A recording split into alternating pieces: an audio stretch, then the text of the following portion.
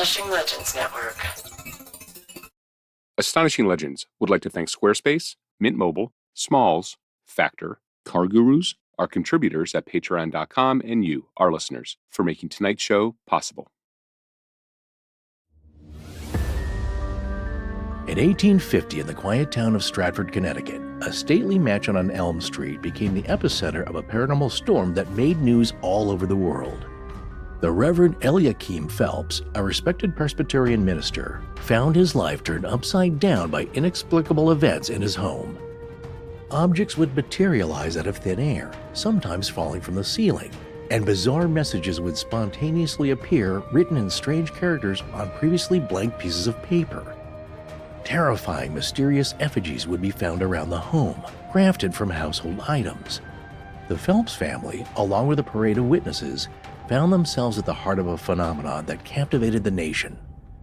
Was this the work of mischievous spirits invited through an ill-fated seance, or perhaps the manifestation of hidden psychic energies, as some theorized?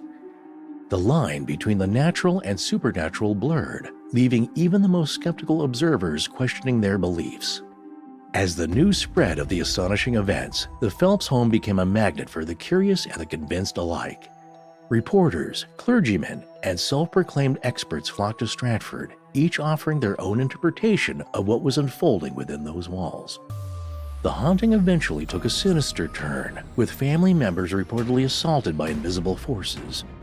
Young Anna and Henry Phelps, stepchildren to the Reverend, bore the brunt of these attacks, their experiences as terrifying as they were unexplainable. Despite exhaustive investigations, no conclusive explanation has ever emerged. The Stratford Poltergeist case remains an enigma, with details echoing earlier episodes of Astonishing Legends, like the Bell Witch or the Siren Call of the Hungry Ghost series. Tonight, we'll explore the theories, examine the evidence, and attempt to unravel the mystery that has endured for over 170 years. Was the Stratford Poltergeist an elaborate hoax, a genuine supernatural event, or something else entirely? Join us as we open the door to one of the most perplexing cases in paranormal history.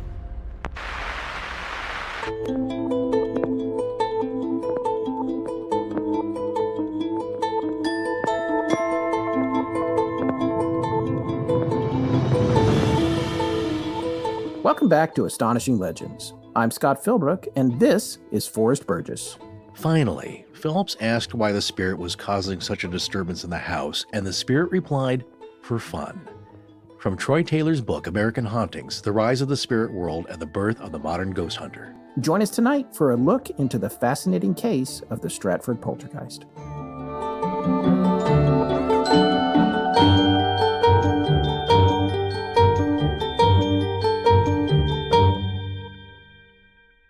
And we're back. That we are, folks, and it's good to be back. Some very quick housekeeping here. We recently did a guest spot on Perplexity, a mystery podcast, talking about the Tetris murders. So check that out wherever you get your podcast if you'd like to hear us outside of our natural habitat.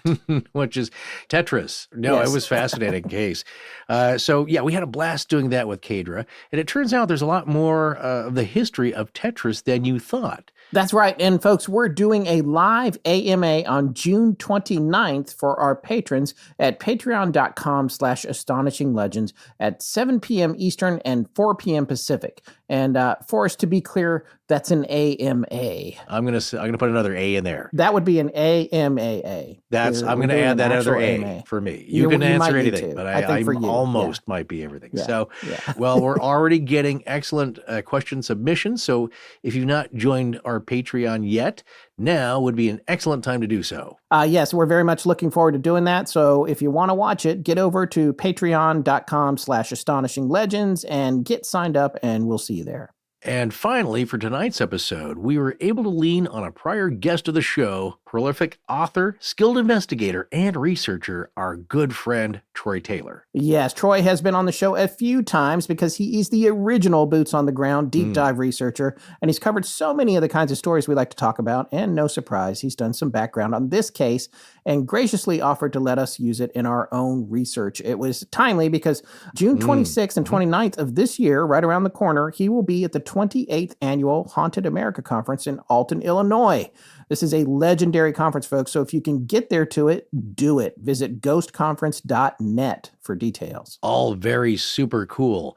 All right, well, let's dive into the story. Yeah, and you know what, Forrest? I did not know this story. I hadn't heard of this, like, even a little bit, and Tess and I were chatting, and she mentioned that she thought it'd be a good one to cover. She posted about it on the Astonishing Legends blog last year in October or so at our website and said a ton of people had asked if we'd ever covered it. And once I started looking into it, I was like, wow, this story is crazy. We have got to do this. Yeah, I'm so glad we did, finally. And, you know, some elements were vaguely familiar, but I don't think I fully knew the story either. If you asked me about Stratford, like, I wouldn't have put this together, but going over, I kind of love when this happens as well. You start digging into a story and you find out it's as mind-blowing as some of the other major stories everyone's heard of. Yeah. Just the breadth and the depth of strangeness and the amount of witness reports and documentation and just the setting too, the background and backdrop of it. Yeah, it's all very entertaining to me and a lot to think about. Again, as we'll talk about this in the show, I just wonder, how does this stuff happen? I mean, what are the physics of this kind of haunting or spirit interaction, or what's really going on where the other side can affect this much activity on this side? Yeah, I couldn't agree more. I had a lot of fun digging into this, and I think you guys are really going to enjoy it. So let's talk a little bit about the backstory here. Let's set the stage for this. So, folks, as you heard in the cold open, this all took place in March of 1850.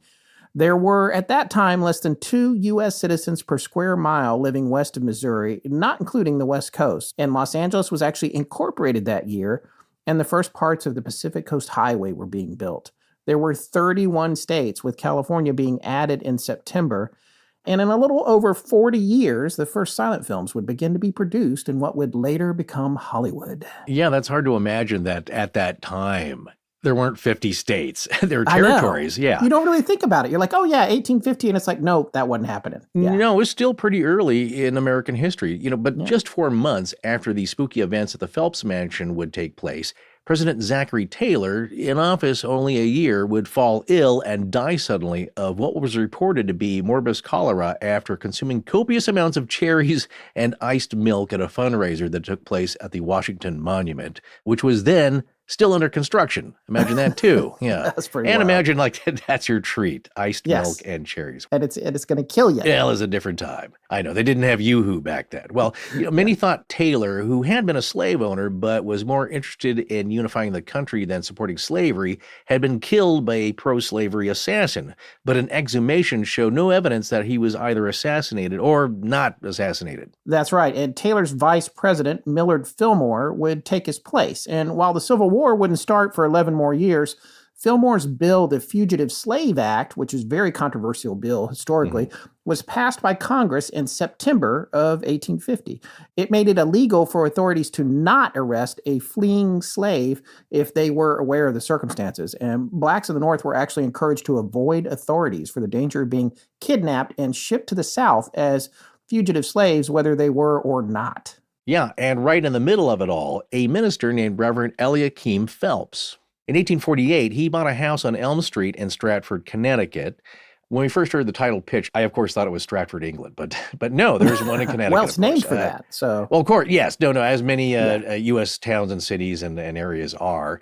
But, this was a house with a bit of history that we'll touch on shortly. But for now, it has become the Phelps Mansion. And Phelps was no ordinary minister because besides his religious calling, he had an interest in some unusual things that we've talked about on the show before, including spiritualism, mysticism, and mesmerism, but a healing mesmerism, like a healing hypnosis, which it was a little more accepted then in a way, also controversial. And then there's a huge stretch where it was like, that's ridiculous. And now we're back to maybe there's something to it. And with him came his new, much younger wife and her 3 children, one of whom suffered from what they called a nervous condition. His first wife of 29 years, Sarah Adams, had died 5 years earlier after a fever, and they had had 3 children together, which were all grown and living on their own by that time. Yeah, and one of those older children was noted congregational minister and educator Austin Phelps, who personally witnessed the hauntings at his father's house.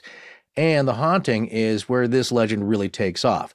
Like a lot of hauntings, it's a lot about the house and the space.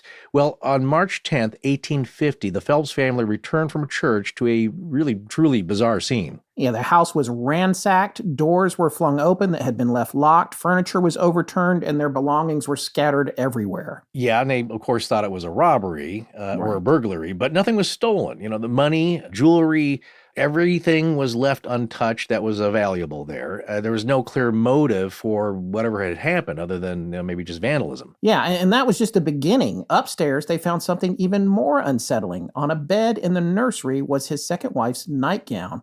Her name was also Sarah, by the way. His first wife and second wife, both Sarahs, just so everybody knows.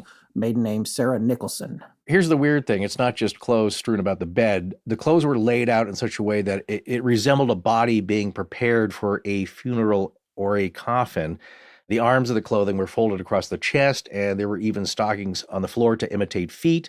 So you can kind of picture that, right? It's laid out like the outline of a person here. It's her nightgown, too. Yeah. Right. So it's deliberate, not just a bunch of clothes thrown on a bed.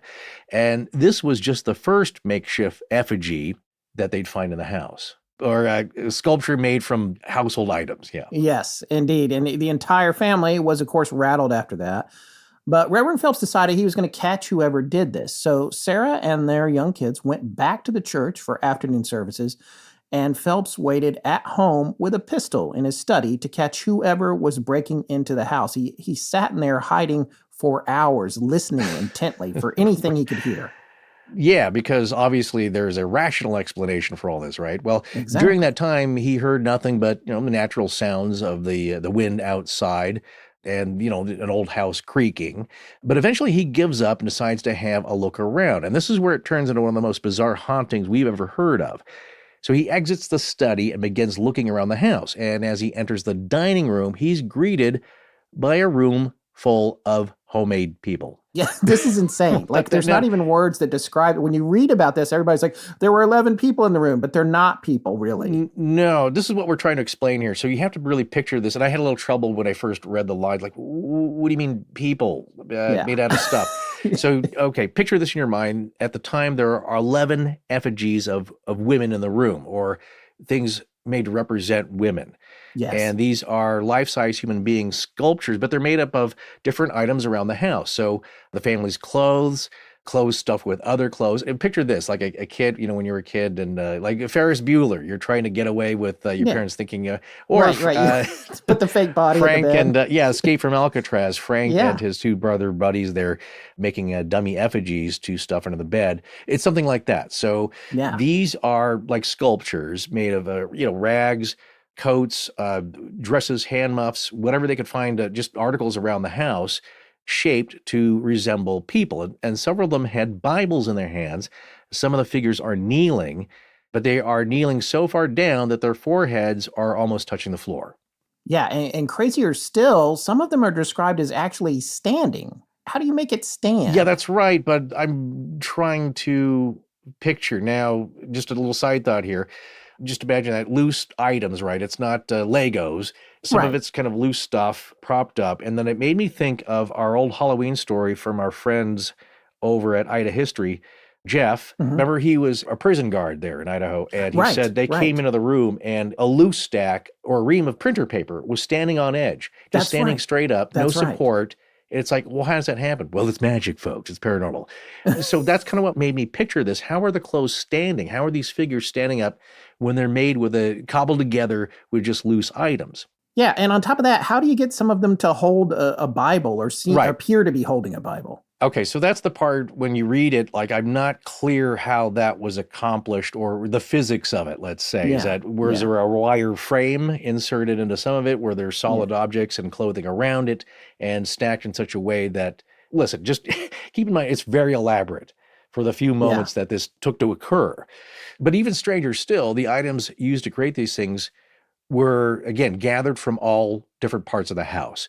And all of it was done while Reverend Phelps sat in his study with a pistol, standing guard, and he heard nothing. And that's all freaky enough. But one of the most frightening things is that even though these women, in air quotes, were all in various states of devotion, they were seemingly focused on what Troy Taylor calls a small central figure in the middle of the room. There are some other folks on the internet that have written, well, it was demonic or maybe it was hanging by a cord or something like that. But I actually reached out to Troy specifically about this, and I was like, have you heard that as well? And he said he couldn't find any additional description of it other than the effigies were focused on it, and it was a small, quote, central figure. So I didn't want to introduce the demon word if we weren't really sure. You know, I didn't want to get into Carcosa or any of that stuff yet. So. No. Well, listen, that's, I might as well talk about this right now. I mean, I know it's fashionable now with a lot of researchers and ghost hunters to kind of roll their eyes. It's like, it's not a demon. Don't play the demon card right off the bat. Right. But, who knows? I don't think anyone knows. But the sense that the first witnesses got of this was that it was like a mock religious ceremony of some kind. Obviously, it focused on something in the center. What is, a small central figure? It could be anything. It could be a child. It could be, and why is there a being at all that's at the center of this? Whatever it is that they're praying to. Well, it's kind of a message. It's like a mock, and when I say it could be mockery, but also reverent, but as we'll learn, perhaps more mocking some kind of religious ceremony. So, if you believe in any of this at all. In any case, these effigies of 11 women are all focused on whatever this small central figure is, this little clothing, household item sculpture in the middle. And on top of that, they appear to be either praying to it or praying because of it, and doing so with the Bible as a source of inspiration. Well, obviously the Bible was a central item in most every home, as people would know, learning from history. So there's got to be one there. I'm trying to point out the significance of that item as a major household central focus point or item. This podcast is sponsored by Squarespace, the all-in-one platform to build your online presence. Hey, you remember in 2013 when we were brainstorming show names over drinks at the Roost in Atwater Village? Man, what a panic trying to come up with something memorable and unique. Yeah, I remember that my favorite was Apocrypha, but no one would have understood that or found us ever. Yeah, it kind of implies unverified info. I don't know, maybe a little too biblical. Certainly hard to spell. So that's why Astonishing Legends was perfect. It was, and I don't know if people know this, but it was inspired by an old TV show that Spielberg had on the air for a few years called Amazing Stories, which was a really great show. It had a really great opening animated sequence, which I loved, but we obsessed over the title, and that was important, but that's really just the first step in building a brand for yourself. Exactly. And, we've come up with some better ideas afterwards, but it's stuck. And so the name matters, though. That's the point. And your next move should be establishing an online presence, no matter what you go with. And for that, there's no better choice than Squarespace, because these days, being online is more than just showing up in a search return. It's about being a one-stop shop for all things related to your brand, your company, and your services, and Squarespace is the perfect place for that. From securing that domain you want, like Apocrypha Pod with Squarespace domains, to building a bespoke online presence with Squarespace's AI-enhanced website builder, Blueprint AI, you're out of the gate immediately. You can get a fully custom website in just a few steps. Yeah, and if you'd rather try a different approach, you can also choose from a complete library of professionally designed and award-winning website templates with options for every use and category. Intuitive drop and drag editing, beautiful styling options, and unrivaled visual design effects combined with on-brand AI content help you create a tailored custom experience for your visitors. And that's only part of it. Squarespace also gives you everything you need to offer services and get paid all in one place.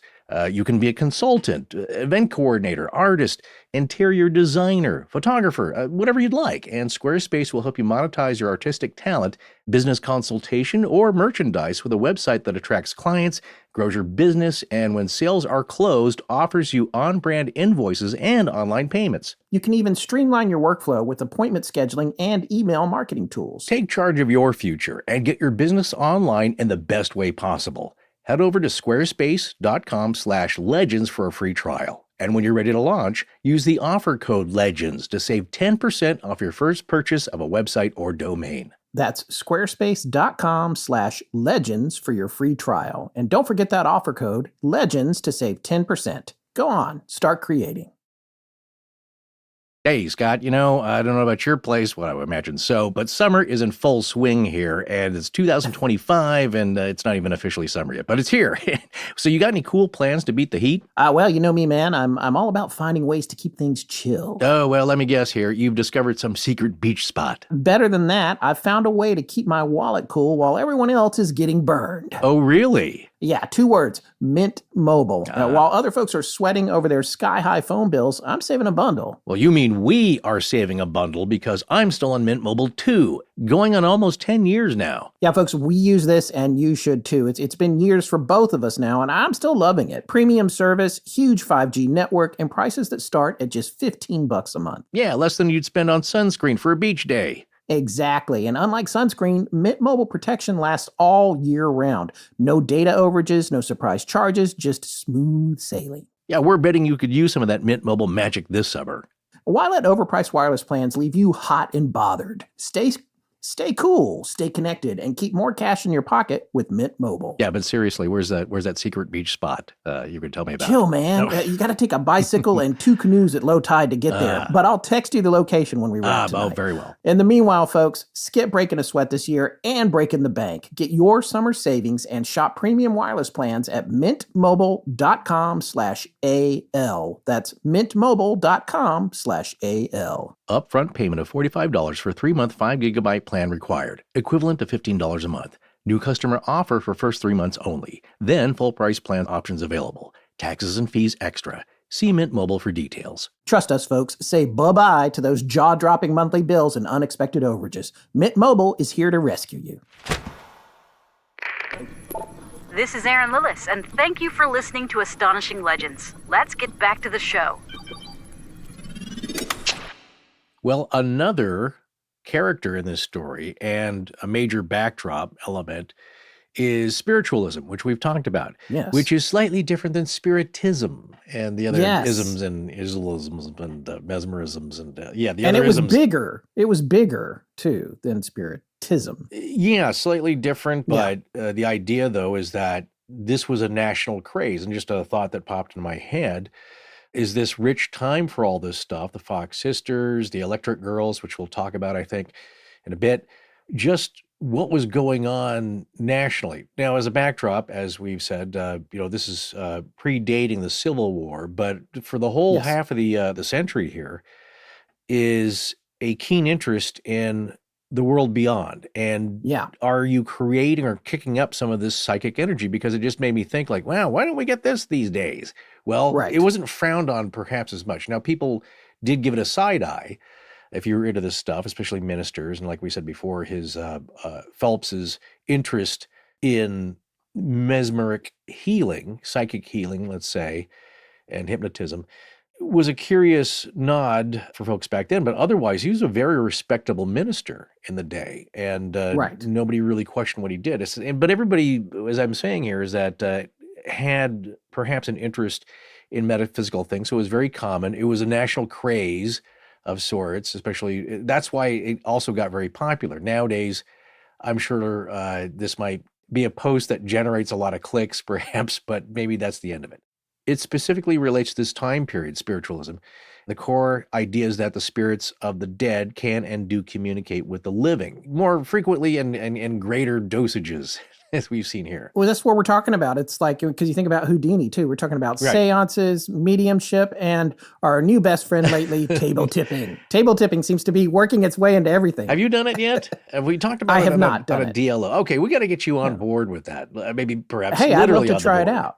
Well, in this story, there were 6-foot marble tables on 4 legs that came up off the ground onto 2 legs with no one standing anywhere near them, according to eyewitnesses. Right. Crashing down, making a clatter for folks to see what was the matter. But in this case, what we're seeing here, as I read through the cases, and it starts to ramp up, as these cases often do. We're going to look at similarities as well with other historical instances and reporting.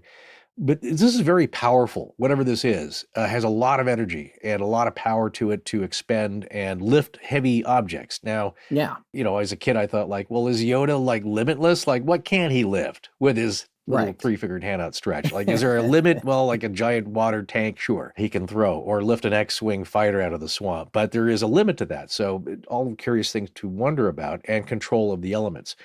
So again, table tipping, I've now witnessed it myself. It's a very strange sensation, although I didn't feel anything internally. It's just odd that it moves. I'll just leave it at that for the moment. But so all of the above, everything that we're talking about, was a big deal during this era. And it was a big deal, enough of a big deal, that attracted people from all walks of life who were curious, not just debunkers, but investigators and celebrities. Even Sir Arthur Conan Doyle, who you may know as the author of the Sherlock Holmes character and series of fantastic books. And by the way, on PBS, there's a great Holmes versus Doyle, Lucy Worlsley special on detailing about his life and how he felt about the books. And it's very fascinating. But he had an interest in this as well. And we all know about him and the fairy photos. Yes. But then again, that ties into this too. The fairy photos that circulated, he thought they were real, and perpetuated by 2 or 3 sisters. And also, I think later on, they claimed that, we faked some, but not all of them. Some of them are real. So there you go. Yeah. In any case, folks embraced it. It gives you a bit of comfort, some guidance about the unknown spiritual world, or maybe just plain proof of an afterlife, life after death. So on top of this was the exact same time it was really taking off, thanks to the Fox sisters. They were known for always being around when spirit rapping or noises would be heard. And we're going to have to cover them one day. They're their own astonishing legend. Yeah, sooner or later. We I haven't specifically covered them yet, but they were becoming famous just 2 or 3 years before this happened. So they were in the news, you could say. But the thing is, in this case, we have a preceding event that might tie things together. The Seance. That's exactly right, sir. Yeah, so that happened on March 4th, just 6 days before all this hullabaloo and chaos erupted. And an old friend of Reverend Phelps had visited the Phelps home, and the 2 men had engaged in a seance. Right. It wasn't so weird. It was more family entertainment. It seems a little strange for me for a reverend to be engaging in this, but again, it wasn't that big of a deal then. And they just reported hearing some faint knocking sounds at the time, but just kind of brushed it off, dismissed it as insignificant. They've been discussing spiritualism recently, and the idea that contacting the spirit world was possible and maybe even fun. And they decided to try a seance to test the legitimacy of the Fox sisters and the practice itself. And so what they did was they sat across from each other in a dark room in the home, lit only by candlelight, because it's really a mood killer to have all the lights up. So it was going to add to the spoopiness. And then they attempted to summon someone and ask questions. And during this time, they heard some, quote, intermittent, disorganized rappings, end quote, but nothing else really. They received no answers to their questions, and they found the experience wholly unremarkable at the time. So they eventually gave up. Yeah, and like with a lot of legends, like this one and others we've covered over the years, there are a bunch of conflated details out there. And some folks say that the friend that Phelps conducted this first seance with was a Reverend Mitchell, who we'll talk about in a minute. But other sources say that's actually not clear, right? Right, but it's like all these cases we cover from the 19th century, well, even modern ones. The facts are kind of murky about who said what. And ironically, I don't trust anything I read now. I know. That's what I've learned from our show. And especially, celebrity stuff, especially like this. Like, I never said that. Somebody's just trying to make a headline here. And now a click. So this would be clickbait for the 1850s. We can't say for sure then that Reverend Mitchell was part of a seance, but we can say that Phelps called him in after the haunting started for sure. That's right. And he's definitely part of a second seance, which we'll talk about in a minute. But I mean, here's my question for you, Forrest. How many episodes of the show have we done where someone did something like a seance or played around with a Ouija board, thought not much happened, and only later realized that all hell was breaking loose? Well, okay. You have to define and refine your questions here, because are you talking about times that we've discussed in actual episodes, because that might be, 10 episodes where something like that happened. But if you count all of our letters we've received, both for the Halloween show and now the Dead Letter Office, it might be in the hundreds. Where people said, I just started messing around with blank, and then this happened. And so you're definitely poking the paranormal bear here. Yes. You are kicking the supernatural hornet's nest. And I'm being a little bit flip, but actually the idea is that you are getting a reaction. You're yelling into the void, and the void is yelling back in a way. In that, well, this is what was wondered by the Phelps, in that, did they invite something because of the seance? And so that's a question we're going to ask ourselves here. But are you, again, opening some kind of channel where you're welcoming communication and interaction? So by March 10th now, the March 4th seance was probably kind of a remarkable memory from 6 days earlier. I don't think they even thought about it much or made a connection. And it was kind of overshadowed by the chaos of the ransacked house and the eerie effigies. Now, keep in mind here, Minister Phelps, Reverend Phelps, is not fully buying the whole, like, oh my gosh, it's the devil. He's thinking there must be some kind of logical explanation still. And to his credit, well, to his credit, it's like, because you don't want to go there. It's like, okay, somebody's playing a prank. That can be solved right away. So in this case, you don't want to go there, and you're thinking, okay, what's causing this? And he's looking for some rational answers. Now, Troy Taylor thinks it was probably forgotten, that seance, and that kind of makes sense.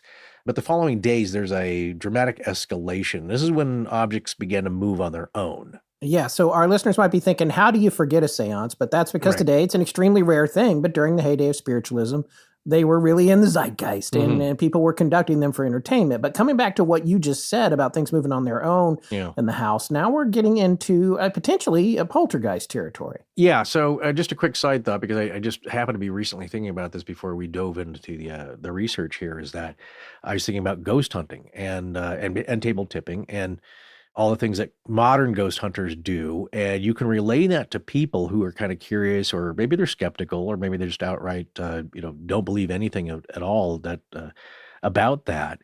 And you can have video of you being there. And I think it's probably because of the EVP. I was thinking about that at the Canton Theater, and all these, the little cat toy balls going off by themselves. You could have an unlimited number of REM pods whooping and whirring and going off, and EVPs and all that. And none of that will convince anybody, unless you were there and you believe in that, unless you were there and you see something move. That is next level. Yeah. Okay, I don't care what kind of devices are going off, or shadows you see that are, on infrared video. Once you're there and something moves on its own and it shouldn't have, that's an attention getter. And now it's different. And so that's what's happening here. You start to have large objects. Some of the more dramatic ones, an umbrella flew across the room. Now we have forks, knives, books, pens, all sorts of household items, forks twisting itself into shapes and patterns. Things are coming out from seeming thin air, from nowhere. Pillows, sheets, blankets were all pulled from the beds and fluttering through the air. The classic signs. So things are getting progressively worse. What's the family doing at this point? That's the real question. I wonder what any family would do. And they all seem to kind of do the same thing. Also reminds me, of course, before we get to this, the Polish poltergeist case. Oh, yeah. The elusive force that we covered in... That's in our archives, folks. Episode 281, the Gajewski family. Andrei and Eva Gajewski's 13-year-old daughter. And that's more of a modern thing. Very dramatic, but not quite like this. This has sentience, perhaps. And in any case, so at this point, Sarah, this is Reverend Phelps' second wife. She was actually just 8 years older than his oldest child with his first wife. That was a little bit of a, not scandalous, but eyebrow raising. Well, the family wasn't happy about it. No, they weren't happy. It was a little bit eyebrow raising even for that. Yeah. But she was pretty upset about what was going on and wanted something done about it. It's like any mom, like, okay, you got to stop this. I want this to be over with. Also, it's a huge mess constantly that needs to be cleaned up. So yes, and expensive. That's right. And it's at this point that Reverend Phelps definitely contacted Reverend John Mitchell, and he was a retired minister and friend. Mitchell was initially skeptical and then suspected, of course, trickery by the children or the maid, who was actually gone, I think, that first day that this happened, the first instance. So, but he thought, maybe the maid.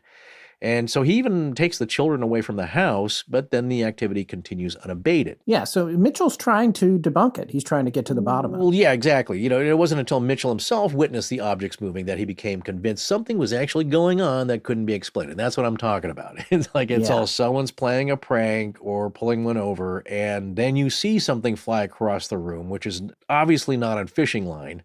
And now you have to readjust your thinking. So then on March 14th, a potato fell out of thin air from some unknown point high above them. And this is inside the house. And this landed on the breakfast table. So it's not like there was a potato hole above the breakfast table that the potato fell through or a vent. It just came out of nowhere and falls. And I do wonder, would that be a good potato? Is it edible? Is it large? I'm probably not eating it. Russet? Red? What are we talking about here? Well, over the course of that day, Phelps, his wife, and Mitchell watched 46 objects appear and then drop from the air in the locked parlor, including clothes that were kept in closets upstairs. So they're just appearing in the parlor there out of thin air. We're talking classic apportation, manifestation. Things are just materializing. We've heard about that time and time again. All your famous cases here you got notes on. The Sally House, the Rainmaker, remember that one? That's water appearing. Again, control over the elements. Yes. Objects defying the rules of physics, not only to be transported instantly from one place to another, but also to be moved or rearranged in an impossible amount of time, like just a few seconds or instantaneously. And another thing about the Sally House, we're going to talk about fire. Again, part of the elements, water, fire, air, material objects. That's a lot of power in my estimation. Yeah, and just a quick question, going back to the magically appearing potato, that's the thing I wonder is like, you were asking what kind of potato is it? That gets me to thinking like, was it a pre-existing potato that was transported there? Or was it a potato created out of nothingness to appear? Well, that's a big question. Did it have to come from another place? Did it disappear from another place? And then that makes you wonder. It's like somebody has got a basket full of potatoes and they look down and one's gone. Or do they think, well, where did my potato go? And then, I know where it went. It went to the Phelps house. I think it depends. And we may have some answers depending on what you believe. And you've now Or did it come from the market up the street? How far can the potato go? Right. Or does it come from somewhere else? Now, there's an anecdote which may or may not explain this, but now you have forced my hand, sir, and I have to relay this tangent. There could be no other option but this remedy. I've talked about him quite a bit. I think he's a fascinating character. I would love to eventually one day do an episode on him if you're willing. But it's Dr. Alexander Cannon, who practiced in the 1930s in London, England. He's no slouch. He was like head of the London Physicist Society, something like that. Anyway, he gave a series of lectures called the Mayfair Lectures. And in one anecdote, it's just fascinating life that he led and claimed to have powers, talking about mesmerism and hypnosis. He was into that. But he traveled all over into India, of course, and the Himalayas. And one anecdote is that he and a traveling companion, I think, were walking along this really remote ridge, I think in the Himalayas, and they round this corner, and there's like a yogi sitting on a blanket. So they got to talking to this guy, like, well, what are you doing here? And there's other things that he relayed to them which he could not possibly know. They'd never seen him before, but he invited them to a snack, like a lunch. And so they sat down, and he claims, Dr. Ken, is that this yogi manifested fruit out of the air for them to eat. Right. And they're, of course, blown away. They had studied this kind of thing, but never seen it up close. And another thing that he, again, shedding light on this, he said, I think he produced a small painting, from under a blanket or something like that. And Cannon recognized it as belonging to a friend of his. And he's like, that's remarkable. They were like blown away. Like, where did you get that? It's like, well, it's from the office of your friend, the yogi says. He's like, but the rule is it has to be returned by midnight. I will return it by midnight. I cannot hang on to this forever. So like, okay, whatever. And so they go on their travels. They come back to England, London, a few days or a week's time. And they said, the yogi said, well, talk to your friend and ask him what happened. So they did. And they said, hey, did you have that painting that's over, your desk in your office? Like, yeah, that was gone for like a half a day. Right. Yeah. So it was the same painting. He transported, apported from London to That's some David a Blaine mountaintop. stuff right there. Yeah. So it's pretty remarkable, but there was rules to it. He had to return it you could not hang on to it. I don't know if that's a maintaining of energy that he has to do, and it can't be sustained, kind of like Luke Skywalker having a double of himself. You do it too long, you're going to pass out. Right. Is there some rule? But they could eat the fruit that he produced, that he just manifested out of thin air. So that was pretty amazing. But in the book, I do remember Dr. Kennan saying, like, well, if you don't believe me, here's the address to my friend who is like some official in the government. He said, write to him. You can ask him. He'll tell you it's true. And he lists the guy's name and his address. Right. So it's like, I don't believe me, to ask him. So that can happen. And apparently, if you believe that. So anyway, sorry about that, but it had to be told. Love it. And then for now, for our critical thinkers, okay, so now we've got Phelps, who is clearly interested in spiritualism, like a lot of people at the time and still do. And maybe Mitchell is too, but he's a bit more incredulous, you could say. And maybe they want to believe too much or find a reason for all this stuff because what do you do with this? Like where do you put that in your brain bank? Yeah. Or maybe their confirmation bias is influenced by popular culture at the time, and it's convincing them things are more related to a haunting than some other mundane explanation. But it's really hard to figure out how you misinterpret a potato materializing out of thin air and hitting you and hitting the table. Because you also get some bacon bits and sour cream and some chops. Right. Well, so maybe one of the kids threw it, or one of the servants that worked in the house threw it from the edge of the room and just nobody noticed. I don't know. Okay, so you have to realize the situation here. It's several people now in this house of a very well-respected family. Yeah. Are they all in on it? And you might think that, okay, it's a gag. Somebody threw it. Again, there was a secret potato hole. Somebody threw a potato through. Right. It's just a part of a big gag. But this was described as happening in a locked room. The parlor was locked, and there were adults listed as witnesses. One would think the kids were probably present for the breakfast, so, they would have been right there. Like everybody's there. Everybody in the household's there. And they're in front of the adults.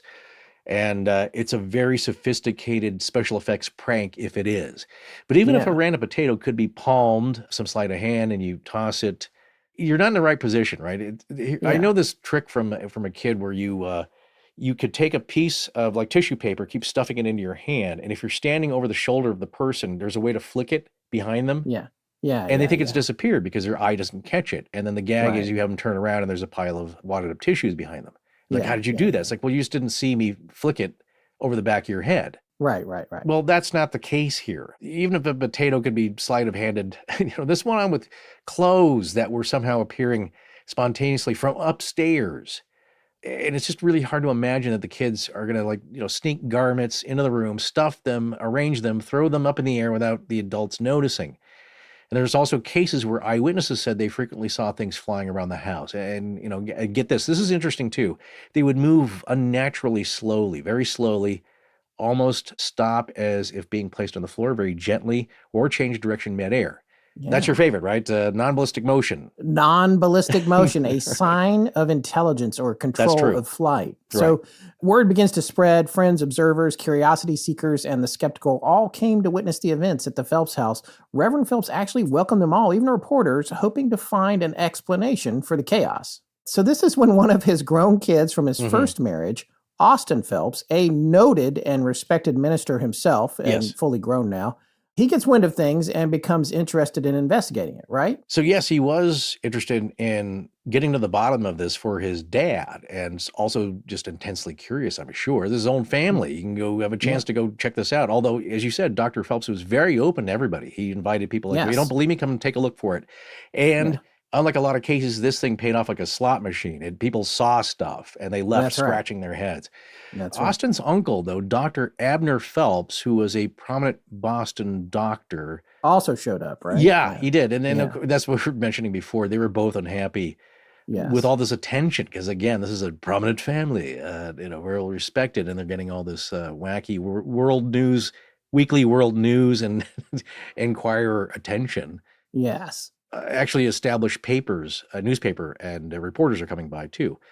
So anyway, they're kind of unhappy about this. They want to get to the bottom of this and knock it off. And then they arrived in Stratford. They were determined to expose all this as a hoax.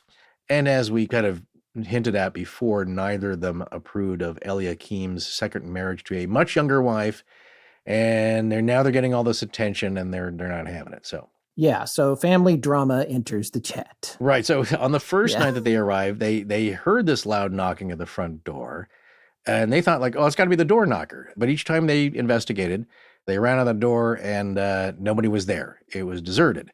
Then they traced the rapping sounds to young Anna's room upstairs, and they suddenly opened the door as soon as they heard the knocking and found nothing, except that there were dents in the door panel. However, Anna was in bed and she was nowhere near the door. And according to Troy Taylor, Austin Phelps later wrote, quote, "The young lady was in bed, covered up, and out of reach of the door. We examined the panel and found dents where it had been struck."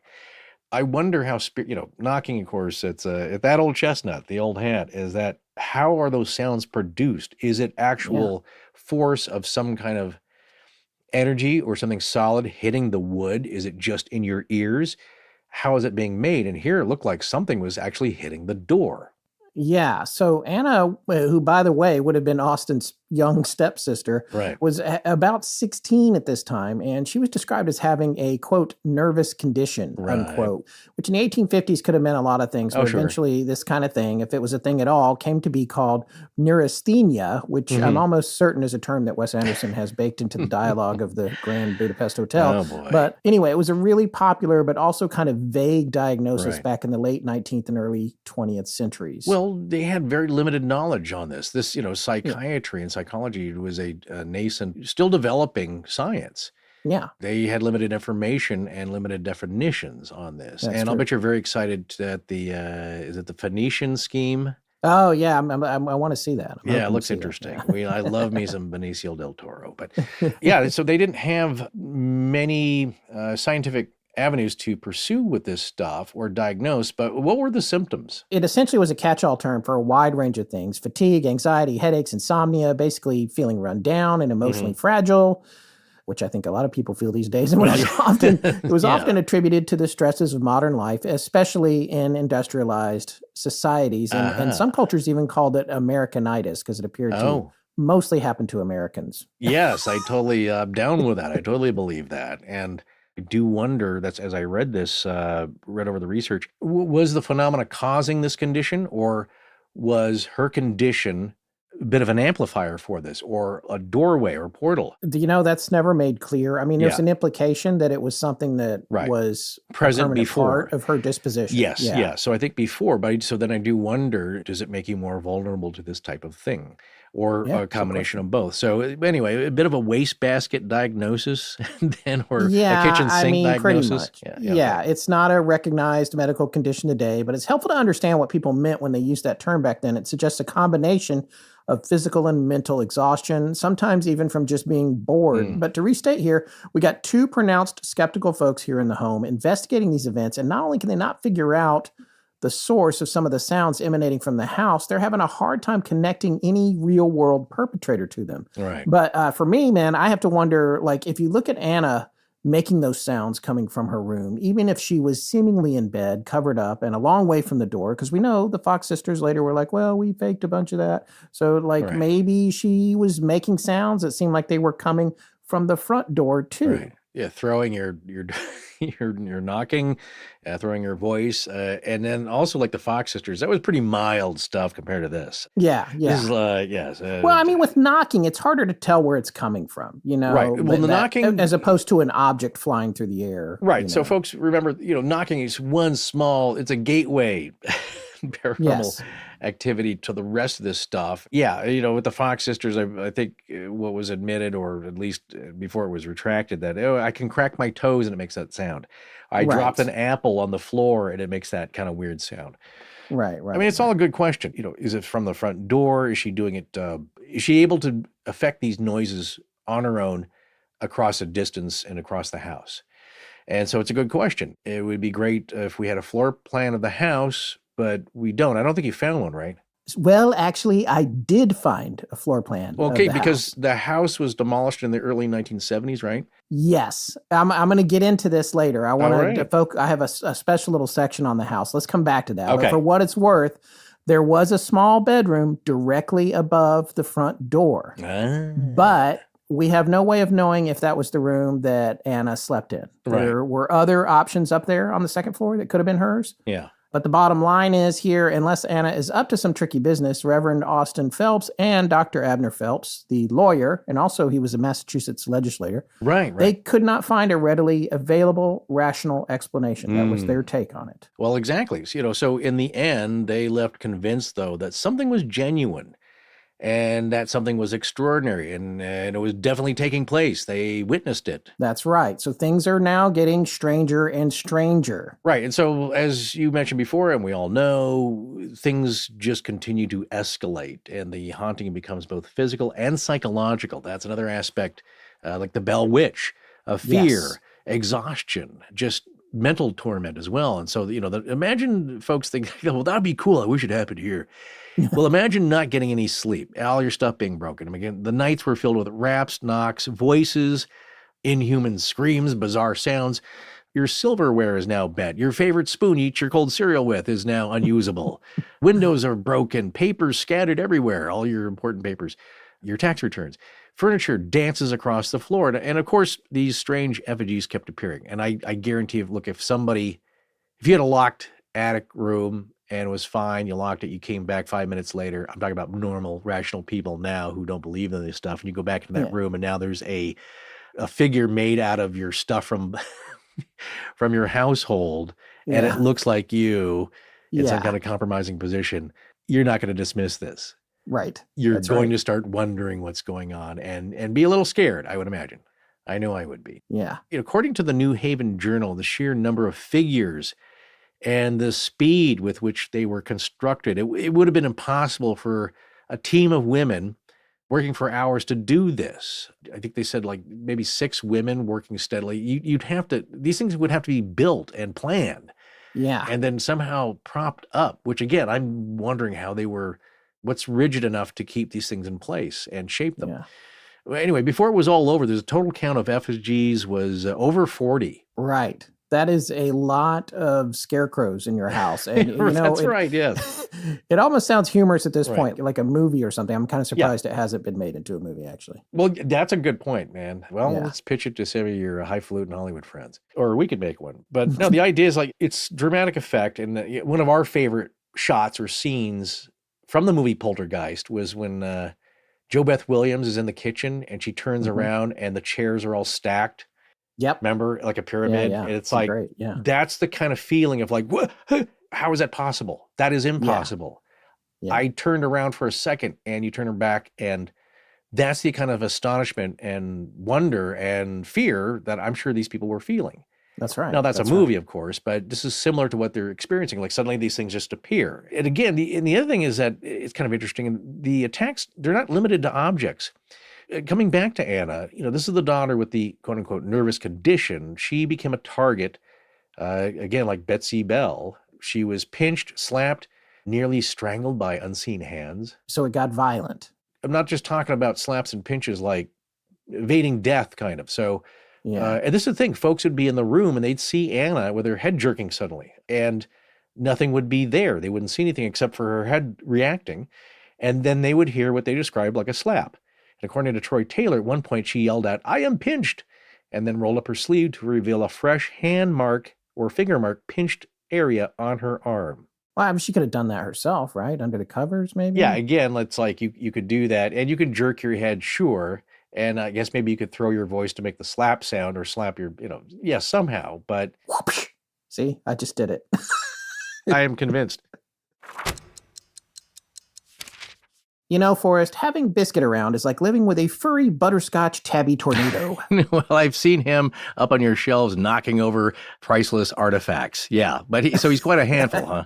Yeah, you have no idea. The other day, we actually turned the house upside down looking for him. Couldn't find him. Oh, geez. Well, don't tell me he got out. Well, we were worried that maybe he had, but then we found him napping in the printer closet, which he snuck into while the door was briefly open. Turns out, curiosity gets cats locked in closets. Oh, and stoves, too. That's an old family funny story here. The cat crawled into the wood stove, and my grandfather had to take apart the entire stove to get him out. Oh, Yeah. geez. So I know what that's like, yeah. Well, there's never a dull moment with our particular furball around, but you know what? I wouldn't have it any other way. He's come a long way since we rescued him last September, and Smalls has been a huge part of that. Okay, so why Smalls versus other foods? Well, their recipes are loaded with protein and free from preservatives. Really top-notch stuff. The best part, it's delivered straight to our doorstep. Biscuit can't get enough of it. He's putting on weight like crazy, and his fur is looking healthier than ever. All glossy and soft. It's pretty impressive how much of a difference good nutrition can make. Well, I know he's lucky. You guys found him in that drive-thru. Yeah, indeed. And you know, it's funny. Small started back in 2017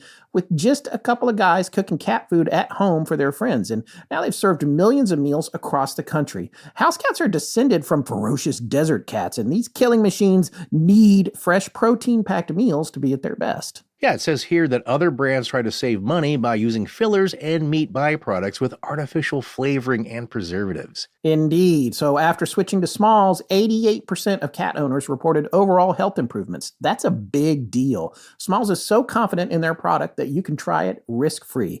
They will refund you if your cat won't eat their food. For a limited time only, and because you are an Astonishing Legends listener, you can get 35% off Smalls plus an additional 50% off your first order by using our code AL. That's an additional 50% off when you head to smalls.com and use promo code AL. Again, that's promo code AL for an additional 50% off your first order, plus free shipping at smalls.com. Biscuit highly recommends it. Well, at the risk of being repetitious, man, I am glad it is summertime. I'm one of those people that loves experiencing all four seasons, but summer is special. Oh, indeed it is. But you know what's not special? Spending hours cooking inside when you can be outside enjoying the season. That is the truth, man. It's a good time of year to think about how much time you're spending inside on things that you could either be doing outside or finding other solutions for. That's where Factor comes in. Their chef-crafted, dietitian-approved meals are ready in just 2 minutes, taking the hassle out of eating well. Yeah, that's seriously fast. You know, I can't even get to my closest grocery store and back in that amount of time. And the best part, Factor meals arrive fresh and ready to eat. You got plans? Great. Keep them. Prepping a meal is not going to get in the way. Plus, with 45 weekly menu options, you can pick gourmet meals that fit your summer gains and goals. They've got everything from Calorie Smart to Protein Plus to Keto. See, that's awesome, because for me, in the summer, I gotta watch out, especially being in the South, because all kinds of fried stuff somehow winds up on my plate. Factor helps you protect yourself from that. We're talking nutritious breakfasts, on-the-go lunches, premium dinners, and even guilt-free snacks and desserts. Yeah, it's for people who want all the flavor and none of the fuss. And speaking of flavor, what's been your favorite Factor meal so far? Well, you know what? I just had the beef and pepper skillet with wild rice and roasted green bean medley. I've had that. Yeah, it's good. And that's not green beans singing a song. It's really delicious. It has all the best flavors in it. It's like a stuffed pepper feast.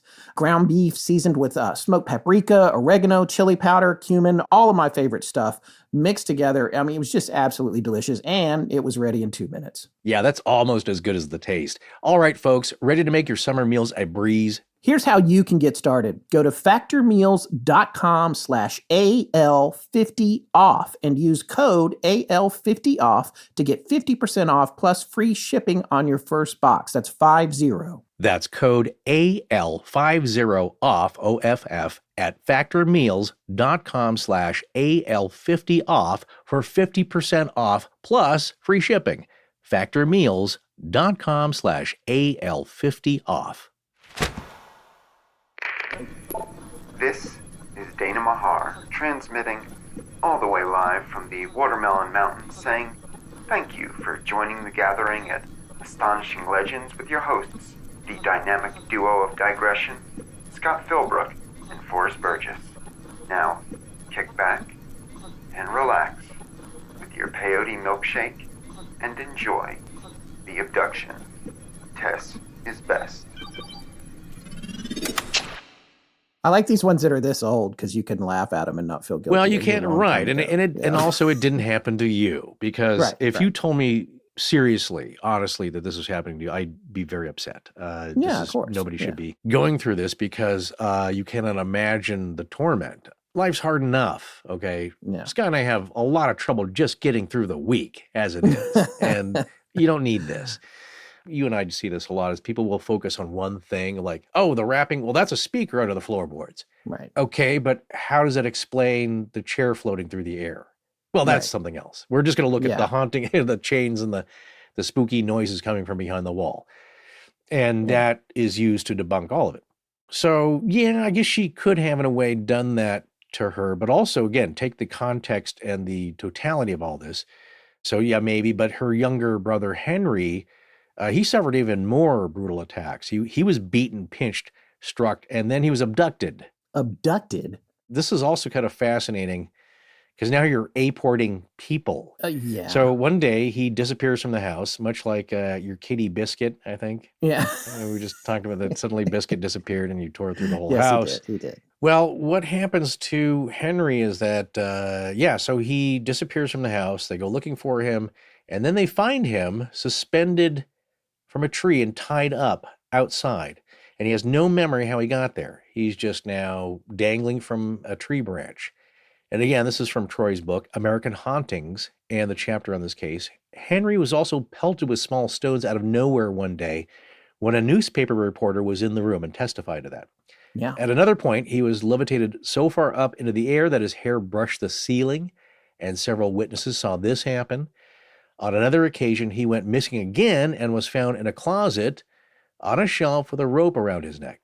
Again, this didn't happen, or this wasn't relayed as just some anecdote from the family or tall tale. If you believe the reporter, they saw that as well.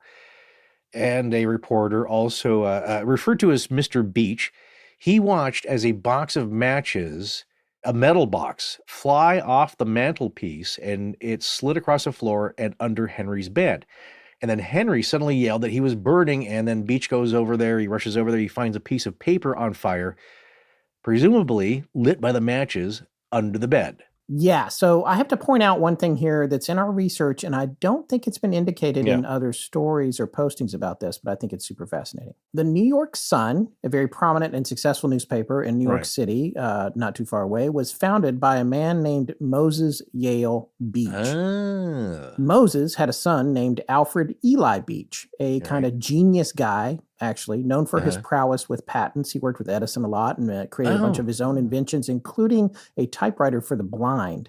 Wow. But he is also known to have worked for his dad's paper, the New York Sun, when he was younger. So I'm thinking that the reporter that Troy refers to as Mr. Beach in his book, and I'm not sure, I didn't find that original article that Troy's citing. I certainly probably could have, but if it just says Mr. Beach, I think that's probably Alfred Eli Beach, and he's probably the one who reported on this story for his dad's paper when it was happening. Okay, yeah, that is pretty interesting. I love these kind of connections. Yeah. Well, this is just getting started. Here's the other thing.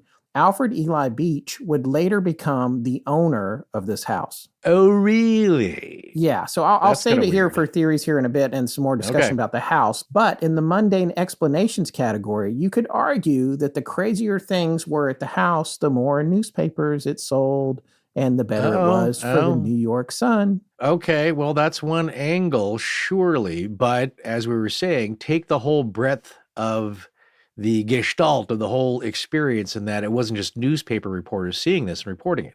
It was seen by a wide variety of people. So that's one thing. Again, we're back to that argument of it's a Joseph Mulhattan story. Right. They're all fake then, or anything having to do with that is all just to sell papers, or it was Gray Barker's kooky story. So all UFO stories are fake.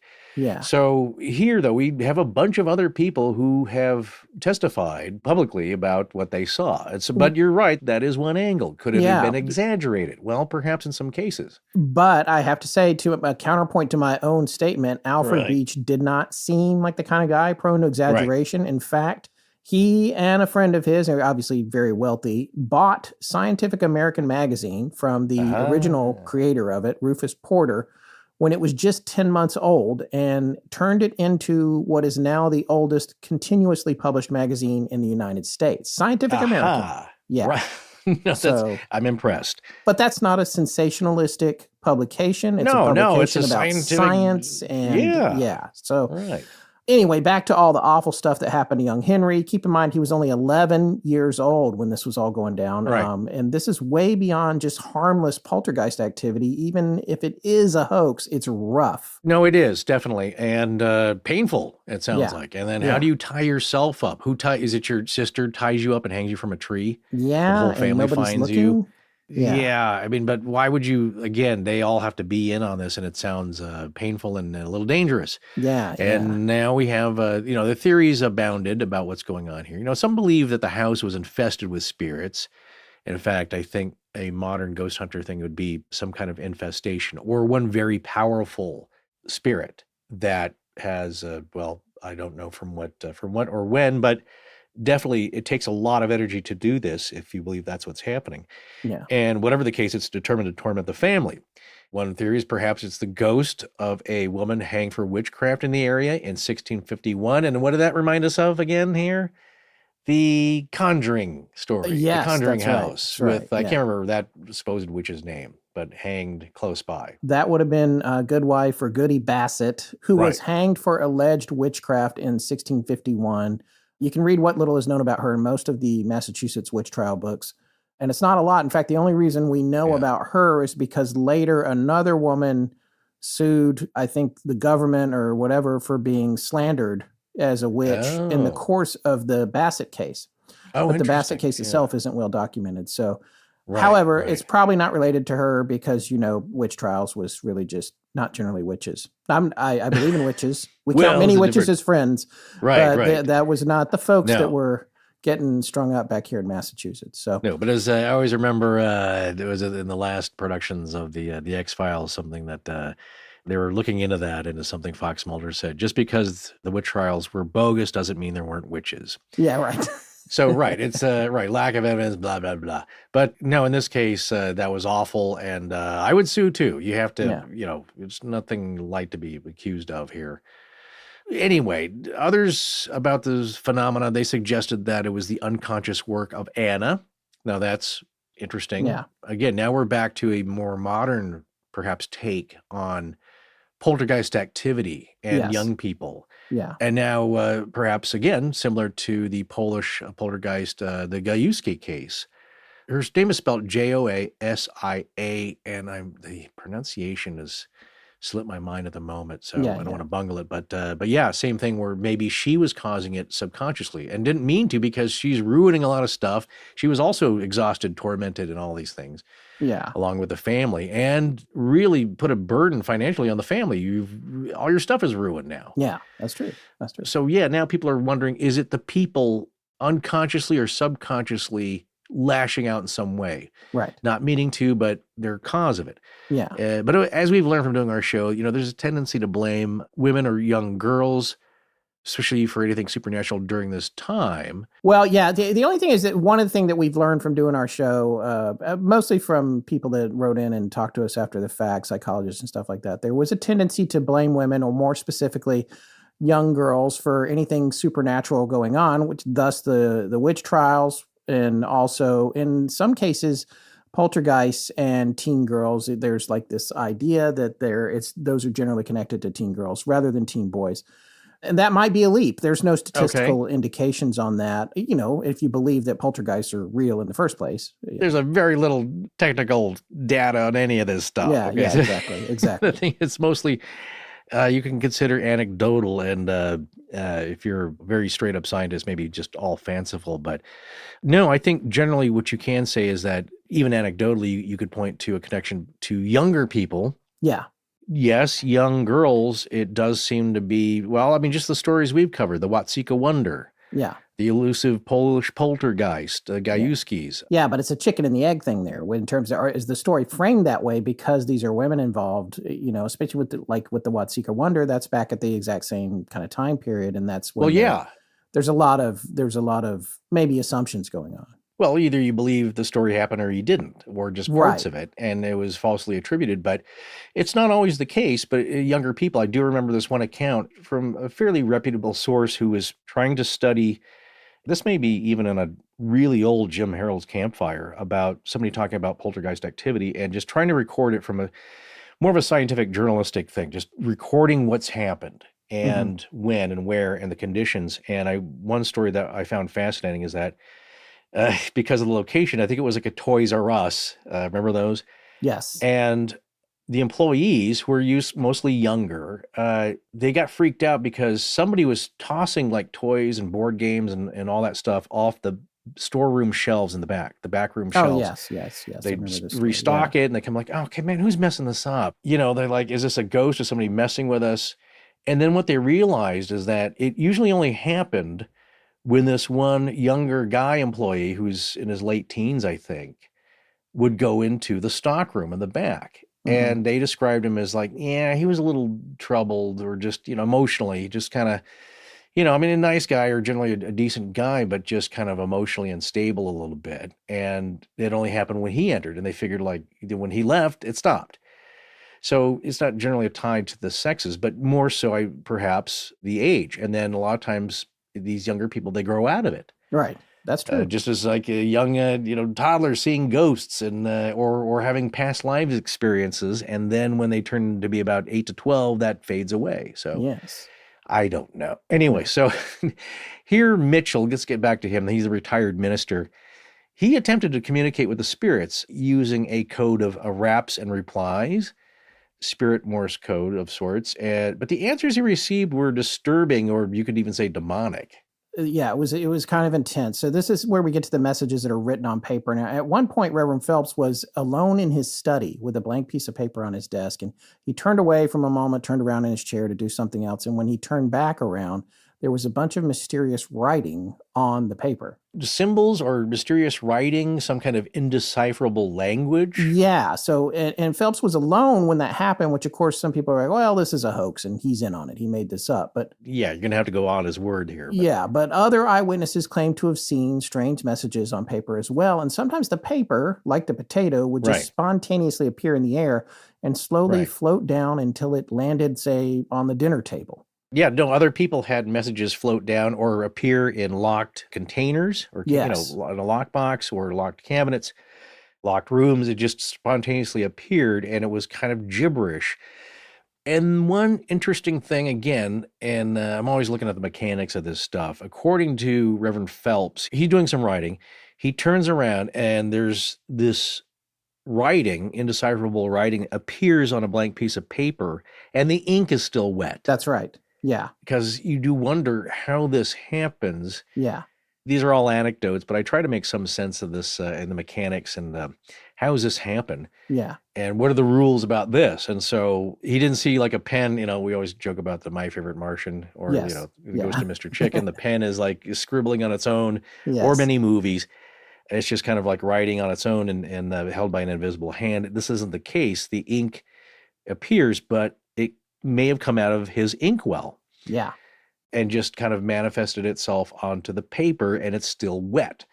And so that's fascinating. But what's curious to me is, okay, perhaps one of the rules is he had to turn away from this for it to happen. He didn't see the letters just kind of fade in and the ink's wet. You know what I'm saying? They just didn't burn themselves magically into the paper. I mean, it's all kind of magical, but he turns around and it happens.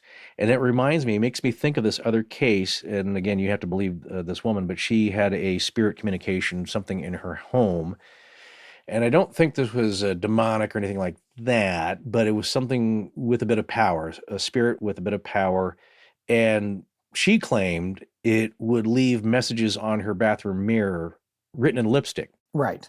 Just words. And so she was asking it questions. And I think one time she got a message. I can't remember how the instructions came to her, but she knew she had to leave the lipstick in the bathroom and leave the bathroom. They would not appear as she watched it happen. Right. For some reason, Miriam, don't look at the ark. You cannot look at this as it's happening. Right. Or it won't happen. Well, stuff moves as you're looking at it, but maybe not the writing. Some stuff you have to not be looking at it or can't. Right. Is that part of the rules? I don't know. That's a good question. Well, some of these notes, they're pretty freaky, what they supposedly said. One of them said, it is all a lie. Don't believe what he says. They had profane language in them, occasionally obscene. There were nasty notes about Dr. Phelps' fellow clergymen. There were notes signed with names like Beelzebub, Sam Slick, or H.P. Devil, or it'd be the Oh, names look. of dead acquaintances of Dr. Phelps. One note found on his desk read, "Very nice paper and very nice ink for the devil." Oh. A pencil note to Dr. Phelps actually read, "If you promise not to write that I told you, I will not throw anything all this week." Oh. I mean, it just kept going on. There was bad things written about clergymen having affairs. Then there were sentimental notes that were addressed to the daughter, Anna. There was just a lot going on, but it was scary stuff. There was another one where they asked, why cause trouble? Mhm. This is one of the communications. I think this was done with rapping or whatever. The spirit replied, for fun. Yeah, not to believe. That tracks for me. Yeah, it's very trickstery. Yeah. I mean, we're talking about the greatest magic show of all time here, if any of this stuff really happened. But the bummer is Phelps felt the writings were evil, and why wouldn't he? So the ones on paper that were spontaneously appearing and all of that, what do you think happened? Well, now that we've learned what the papers said and the nature of them and the profanities and the gossip, I really, really want to see these papers. I know, me too. But I'm going to take a guess.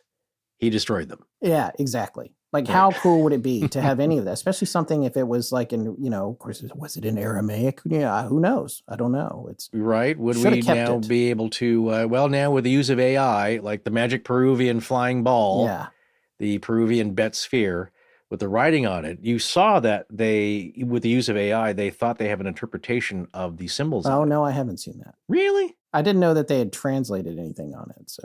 Yes, apparently they have, but through the use of AI, which I find fascinating. Like, how do you do that? Yeah. But I guess it's like, was it Michael Fassbender in Prometheus? Yeah. He's a robot. He's AI, and he's able to figure out the ancient human language through Sumerian, studying Sumerian. So yeah, maybe it's possible. But in any case, I would love to have seen those notes, and maybe they could be deciphered nowadays. But I also understand, like, I don't want this in my house. Yeah. Because you're kind of a guy like that. I don't want this in my house. Yeah, that's why the DR60's at your house. That's right. Yeah, it's fine. Guess what? You just let the batteries run out and it's harmless. Yeah. So. Yeah. Right. It's like our friend who collects Ouija boards. It's like, well, I don't play with them. Right. Like, I'm fine. I've never had a problem with them. I don't goof around with them. I know better. Yeah, it would be cool to have those. But again, are they haunted? Is that a gateway? What happens if you burn them? Yeah. Do you have to keep them in a jar underwater? I don't know. But it's another case of, there's no evidence being available to corroborate the story, beyond the hearsay. So, but in this case, Phelps reluctantly agrees to try another seance to see if they can communicate with whatever's going on here. And this is where it gets, like I said earlier, a little bell witchy. But you got to understand, too, they want answers. Yeah. You get just like, I don't care. Yeah. I don't care. Like, I gotta get to the bottom of this. This is horrible. Yeah. But the other thing that this particular event also reminds me of Siren Call, the Hungry Ghost, where you're being lied to by whatever you're communicating with, if you believe any of this at all. Like, what is it on the other side? It has all this knowledge that seems omniscient, but there are huge mistakes embedded in it as well, which, again, it's like you said, comes down to the rules. It's like, why are you making mistakes? Are you being forced to make the mistakes so that you can't be like God? Or the idea of God?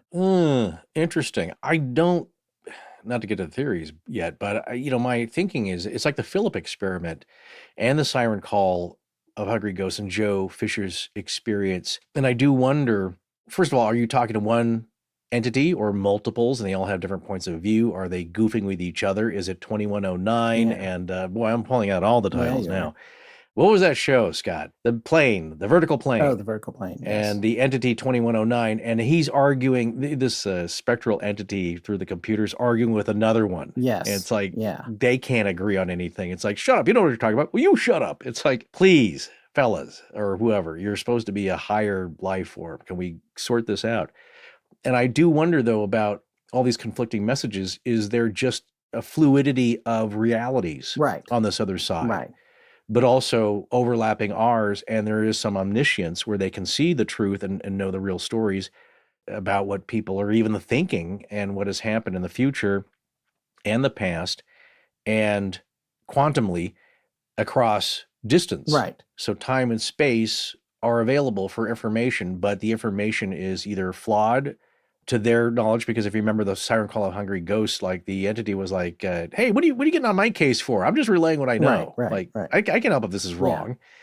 And so is there different points of view of reality, or is their reality different? Is it another timeline? Is it another universe? I don't know. But in one case here, and you can explain the rest of the explanations of this, whatever this thing is, they asked the spirit to identify itself during a second seance. Yeah. And I think the first claim, if I'm not incorrect, was that it claimed to be a soul that was in hell and being tormented. That's correct. Okay, and then another possible identity, it said it was a law clerk who formerly worked for Mrs. Phelps, but had committed fraud against her. Yeah, that's exactly right. And he claimed, the spirit did, that this fraud was serious enough to warrant prosecution had he lived, and stated he'd been sent to hell when he died because of his sins. But he didn't explain why he was haunting the Phelps home. And so Dr. Phelps later visited the Philadelphia law firm where the spirit claimed to have worked, examined papers there, and found that a fraud had indeed been committed. But then later, he changed his mind and said he felt he'd been tricked about the fraudulent papers. And he stated that he was convinced the communications were wholly worthless because they were frequently false, contradictory, and nonsensical. And so this about switch to me says a couple of things. And it's funny because when you mention the vertical plane, we talk about the siren call, the hungry ghost. These are all topics that we've done in the past, folks. Look them up if you haven't heard those episodes, are some of my favorites, actually. The idea that you're communicating with something that seems to be screwing with you a lot. And this also comes up in Richard Hatem, our dear friend Richard Hatem's movie, Mothman Prophecies. Just this idea of messing with you, giving you just enough information to keep you on the line, to hook you and trick you. Same thing happens at Skinwalker Ranch. It happens everywhere. It happens with UFOs. It happens with aliens. It happens with ghosts. It happens across the board. And so I do wonder if Reverend Phelps was like, I have suddenly realized that I am being messed with here. Or is this recantation because, hey, whoever it was that committed the fraud, that person's family came forward and said, this isn't what happened. Why are you doing this? And maybe he became convinced that the person was framed from beyond, which is another kind of thing that might happen.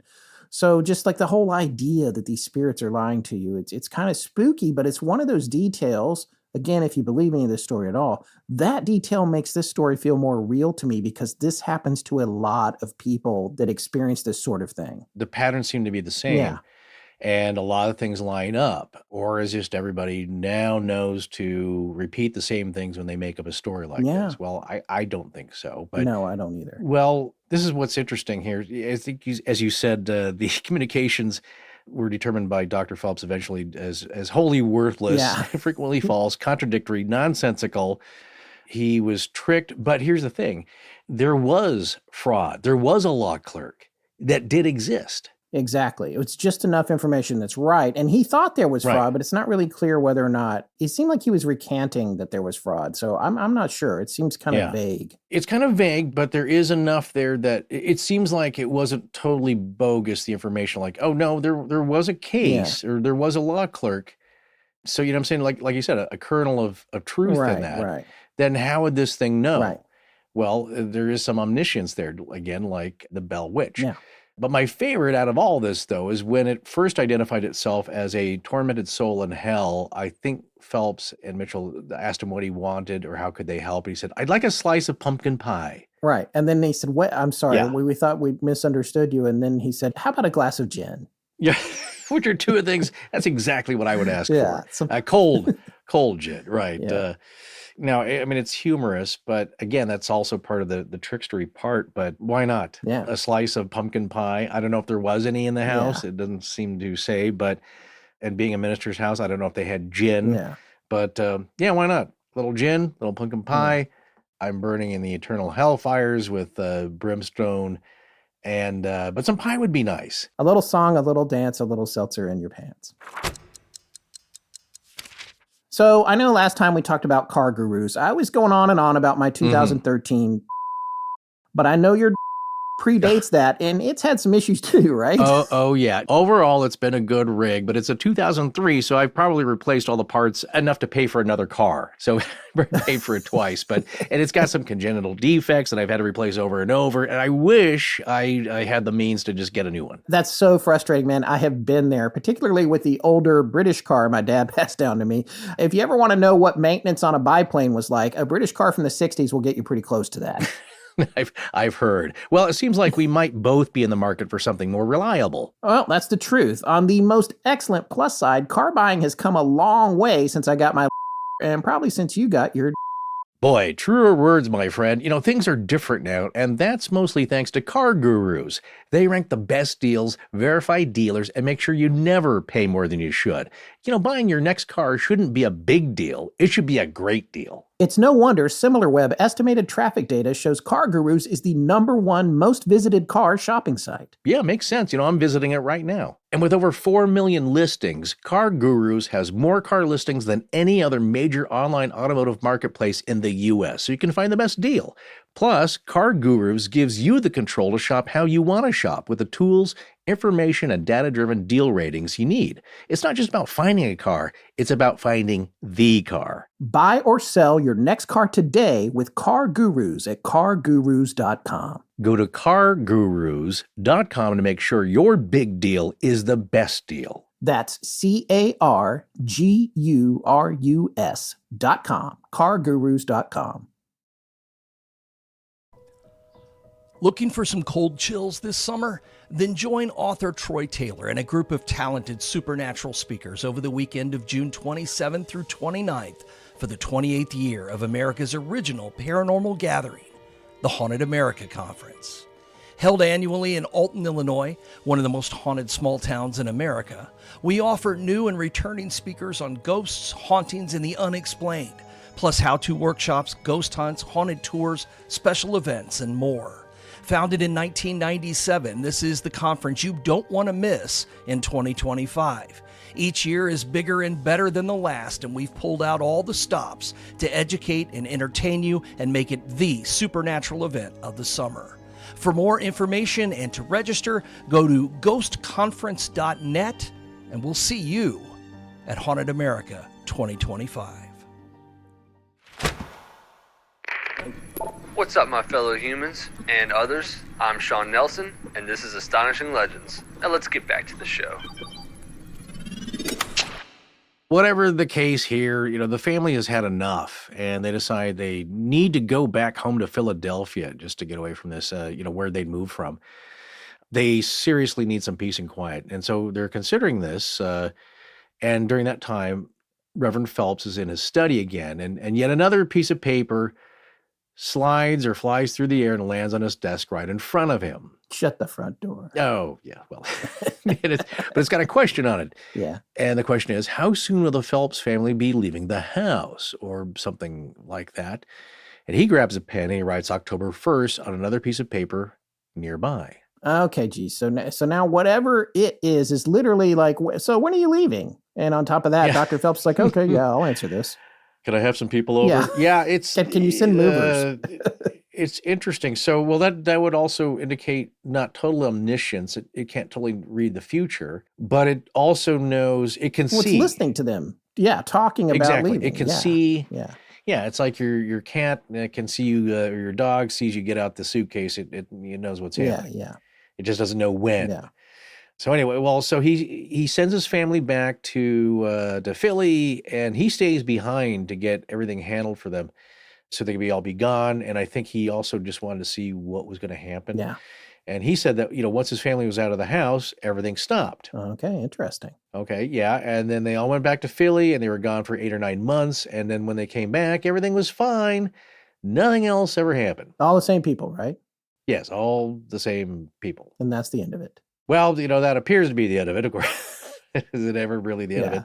Hey, these things are ancient and eternal, Yeah, that's right. Listen, before we get into the theories and conclusions here, you had some background on this house, right? Yes, I do. I actually had a lot of fun drilling down on that. You always have to be curious about where things like this are taking place. And there's a million posts about this story online. They all use the same 1 or 2 pictures of the house. The main one being an interior showing this unusual stairway. It's really strange, beautiful, but strange. So I started digging around on this, and it wound up taking me hours, but here's the gist of it.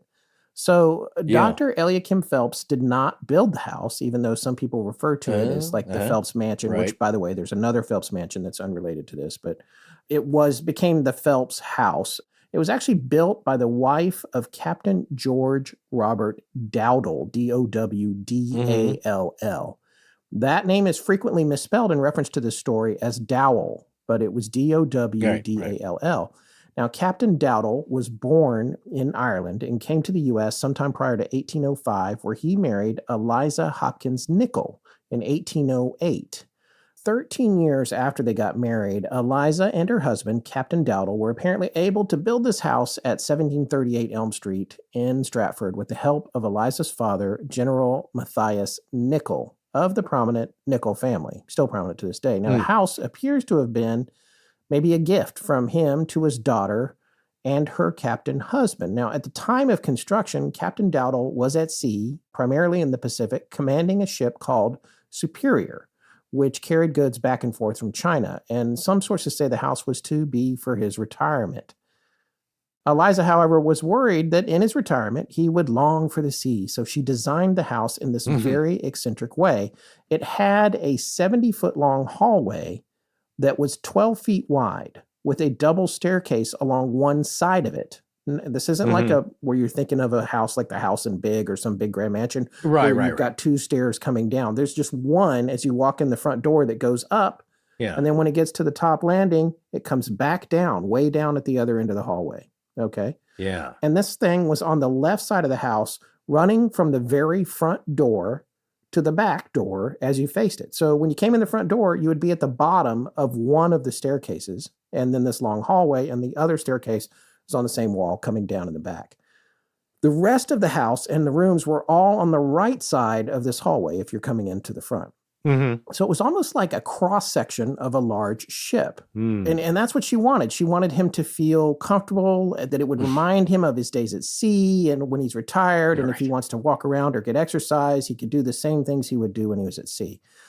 However, unfortunately, 3 years after the Dowdalls built the house, Captain Dowdall died after contracting the plague while commanding another ship called the Ajax, which he died aboard in 1829.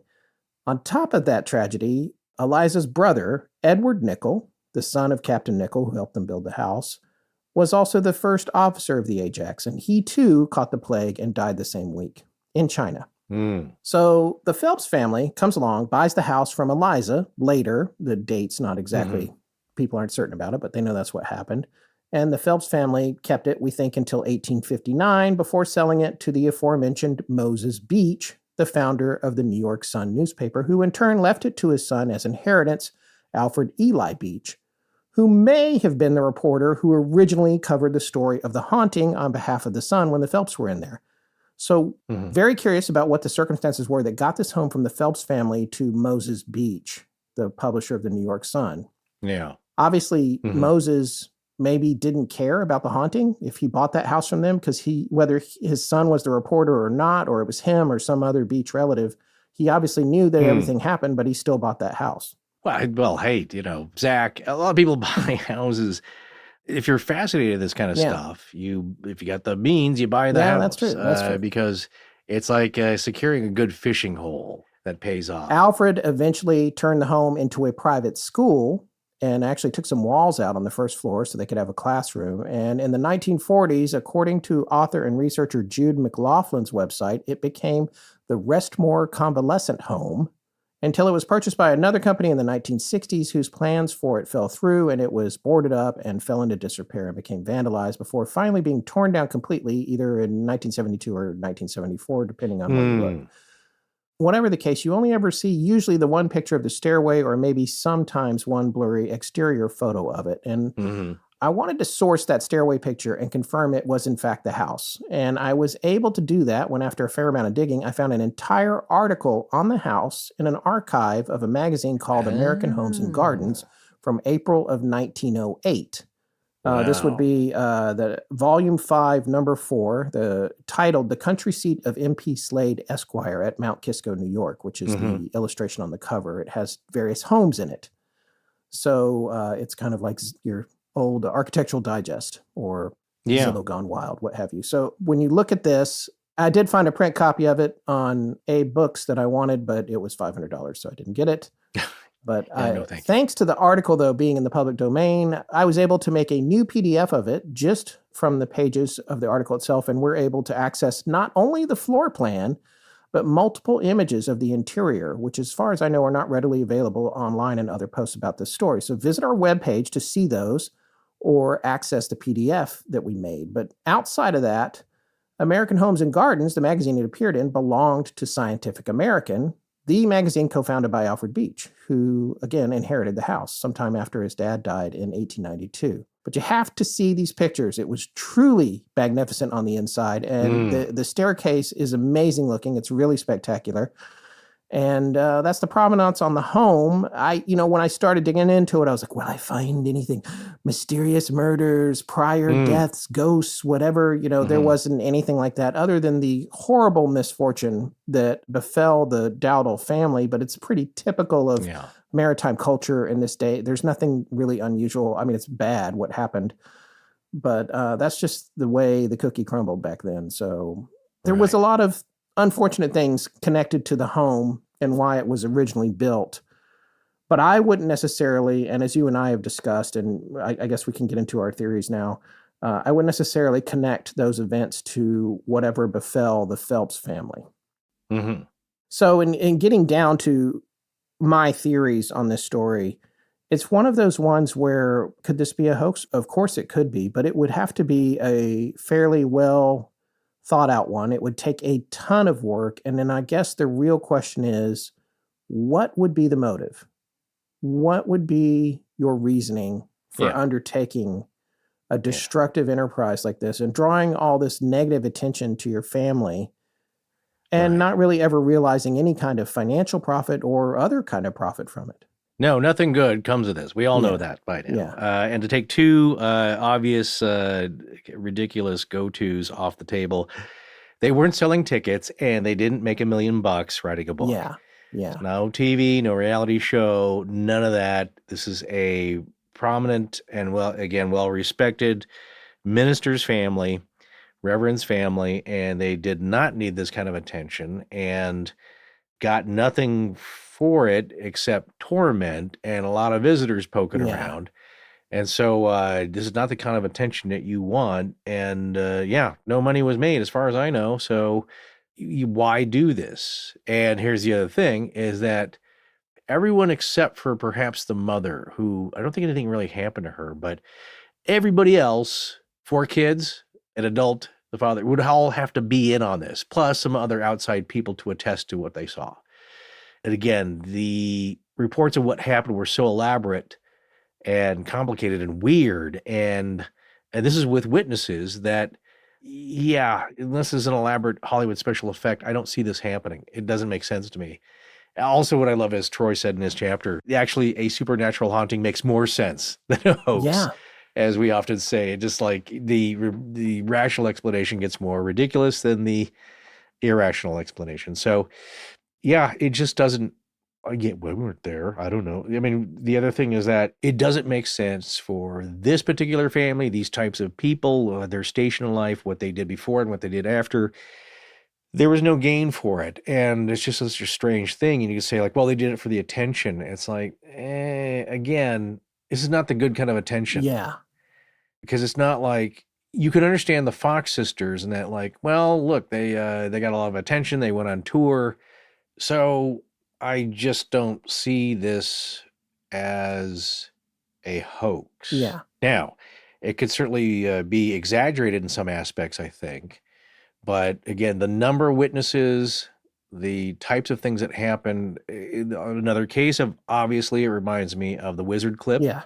Our good friend Kish wrote a good book about it, which is fascinating. But even more dramatic stuff than that happening. But again, that's a very specific thing of things being cut, crescent shapes appearing everywhere, lots of witnesses.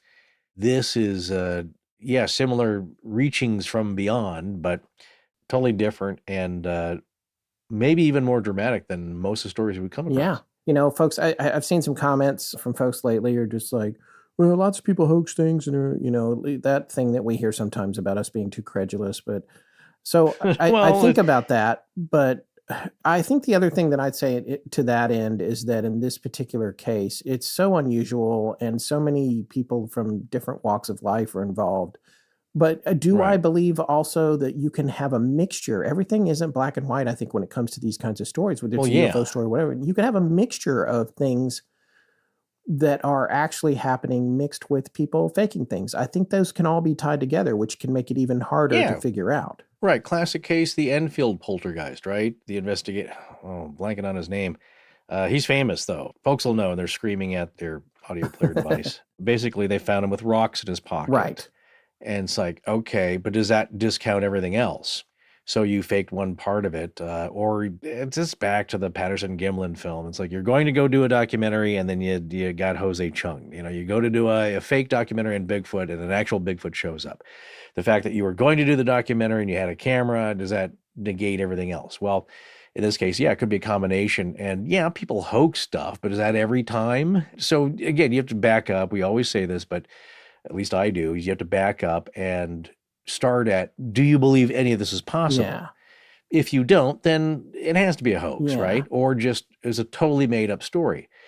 Now, if you believe that some of this could be possible, or that the phenomenon or phenomena is possible, then what did happen? And we can only go by the story presented to us, and then we make comments on that. We try to relay the story, and then we make a comment on it. We're often in insipid comments for myself, and then you wonder, like, okay, what can you deduce from all this? Well, okay, I believe these types of things are possible. So then if that's the case, like, what sounds more likely or unlikely? And we've just described what was happening, and it's like all these other cases, Pontefract, 30 Pontefract, the Mickey Mouse hands, Yeah. the jug of milk pouring onto poor Aunt so-and-so, all these similar kind of prankish things with other stuff mixed in. It's like, okay, if you believe it's possible, does it seem similar to these other cases? Yeah, many of the things line up.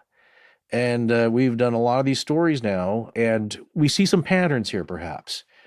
And so this being 1850, if it was relayed accurately, I'm going to say it one last time, tracks with all the other stories, or many of them that we've heard. So it's not so outrageous. And like, my baloney meter goes off when somebody tells me it's even more fantastical than this. And that's where it's like, okay, that takes a lot of energy. You know, somebody claiming some facility was destroyed, or it sounds like it's too much. And to me, it's like, this is a lot, but this is within the realm or ballpark of other cases we've heard of that remain unsolved to this day. All the classic ones we just mentioned.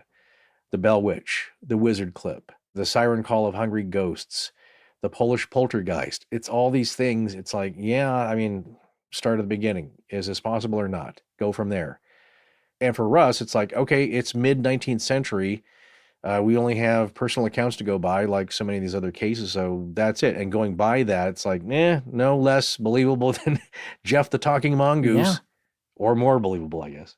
Well, I think for me, the strangest aspect of this case, and the part of it that maybe is Bell Witchy, I'm not sure, is probably the effigies, all just the scarecrows Yeah. that were put into the house by this thing, Right. manufactured in absurdly quick amounts of time and left in different positions and posing. It's a very, very trickstery element to that.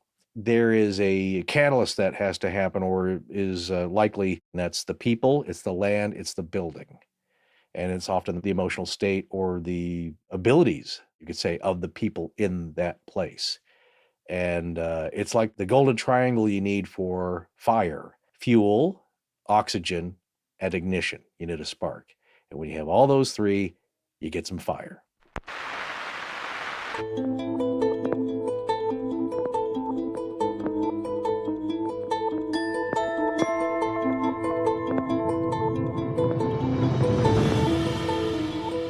That's going to wrap up episode 313 of Astonishing Legends. A very special thanks to Troy Taylor for allowing us to lean heavily on the research from his book, American Hauntings: The Rise of the Spirit World and the Birth of the Modern Ghost Hunter. Links to all of his books and his website, American Hauntings Inc., and that's INK, are in our show notes. And if you can, do not miss the Haunted America Conference, now in its 28th year in Alton, Illinois, June 26th through the 29th of 2025. So coming up here very soon. Troy will be there. Visit ghostconference.net for details. Also remember, we have our live AMA coming up for patrons on Sunday, June 29th at astonishinglegends.com/Patreon. So if you're not a Patreon yet and want to check that out, now is the time to sign up. Our main show is currently on a brief summer hiatus, but always look for new episodes of the Dead Letter Office weekly on Tuesdays. Astonishing Legends is edited by Sarah Voorhees-Wendell at VW Sound. Our co-producer is Tess Feifel, who also leads our research efforts and manages our social media. And we're grateful for the hard work of our technical producer, Ed Vicola, behind the scenes. Special thanks to our announcer, John Boland, for lending his voice to our shows. The name is D-A-N-A. What's up, my fellow humans? The spelling of my name is as follows. M-A-H-A-R. Our theme, which is available as a ringtone, was composed by Judson Crane at foundermusic.com. All other music and sound design for the show is composed and created by Alan Caressia. Our logo was created by Tommy Beaver Design, and our animated graphics for social media and YouTube are done by Joshua Sloan at deadstreetproductions.com. Many episodes have transcripts available. For ones that don't, you can request them by emailing transcripts@astonishinglegends.com. Astonishing Legends would not be possible without you, our listeners. Visit our store at astonishinglegends.com or interact with us and other listeners on Facebook, Instagram, Blue Sky, Discord, and YouTube.